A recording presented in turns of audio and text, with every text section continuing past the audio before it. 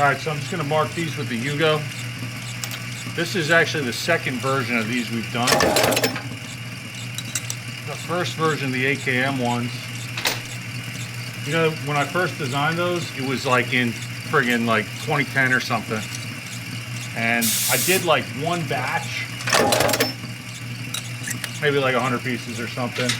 And then I just got so busy with receivers, I never really like, I just didn't focus on the tooling at all. And we just ran out of them eventually, and I just didn't make any more. But some guys bought them and they liked them. And the first time I was at SHOT Show and I met, there's a buddy of mine now, Scott, formerly of Imperial Arms. He's like, hey man, you got to make some more of those things. Those things kick ass. And I was like, yeah, you know, I probably will eventually. Well, that's around the same time frame, all that shit with the 80% is a gun and we're gonna ban this and that was going on. So I was like, that always like stuck in my head that people really like that tool. I was like, well, let's give it a shot.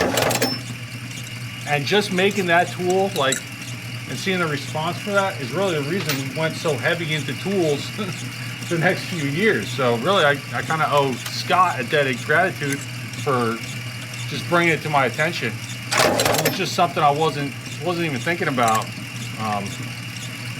You know, AK Builder really kind of was like the top dog at the time, and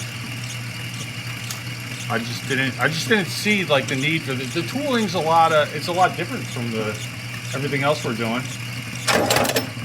because it's just so much machining. Or, well, now everything's so much machining, but well, for that time it was mostly focusing on the blanks to be what they are now. Yeah, I mean, we were so busy with blanks, and then blanks got less important, and then it was like, well, we got to keep up with the tools. Well, what's the next product line and the tooling? So this is a cool one. I never marked the first one. These look good with the marking. The AKMs then. So yeah, no, actually we should, and I don't know if we're ever like on track enough, but we should actually have a different one, the M77 trunnion. Yeah, I mean, we should do a barrel populating tool for the M77 project, because everybody's going to need it at the same time we start shipping out the receivers and the front trunnions. yeah, I mean, might as well. We already have the M72 barrel tools. So, Yeah. it's gonna be different. It's not gonna be interchangeable with those.